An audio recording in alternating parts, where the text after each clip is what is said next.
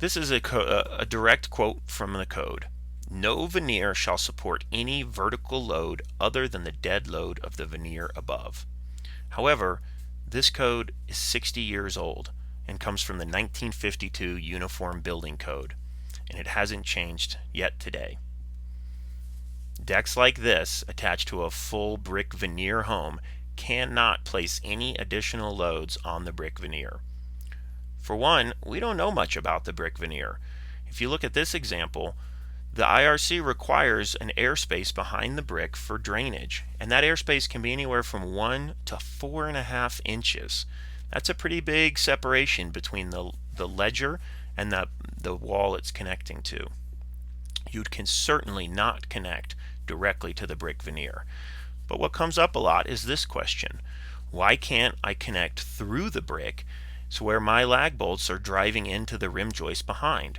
Now I'm not loading up on the brick. But simply, this is not allowed. Indeed, this connection is loading the brick with the majority of the load from the deck. Let me explain why. It's very simple when you look at it graphically. If we are to believe that in this scenario, the deck is not loading the brick veneer with any additional load, we should be able to remove the brick veneer and the deck stays just like this. I don't think many of us believe that's going to happen. I think we know it's going to do this and ultimately would fail. The deck indeed is putting its direct load on the brick veneer when attached through and still fastened to the rim joist. So what is it? There's plenty of homes built out of brick as the structural support. Are bricks for veneer just somehow weaker? Do they crumble apart? The answer is no. The brick can certainly handle compression loads and could certainly handle the weight of the deck through the brick. The problem is the lateral restraint is not there. Let's look at this example. Here on the left we have a 2x4 stud, and on the right we have a single wythe of brick. A wythe would be a single course or wall of brick, representing the brick veneer.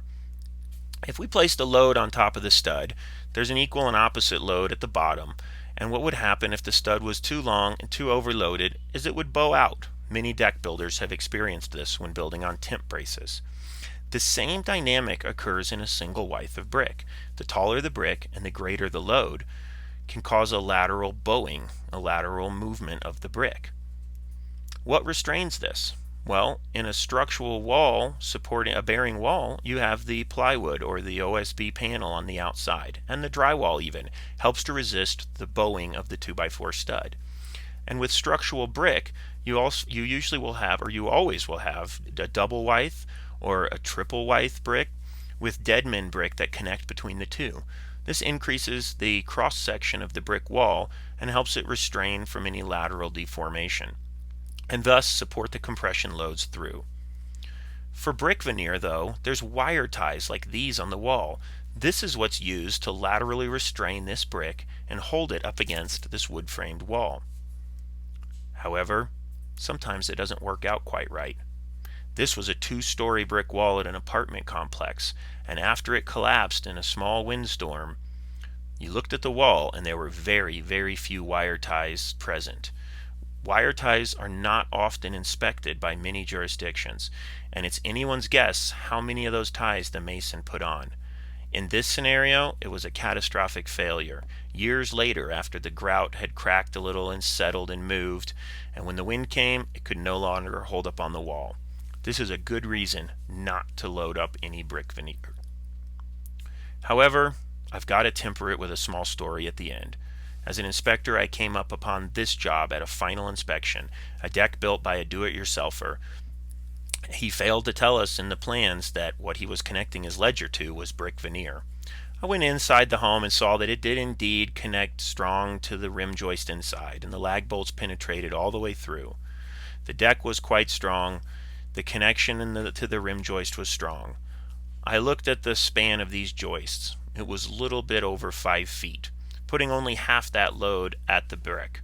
Standing here and staring at this brick to determine if I was going to ruin this guy's day and fail his inspection, knowing the intent and purpose of not loading brick veneer and knowing what it was all about, I couldn't convince myself that this brick was going to explode out of this wall laterally. I had to pass the inspection. I'm not to say this is how you would design, but knowing the intent and purpose of provisions allows each individual professional and each individual job to make a weighted decision and evaluation, deck by deck.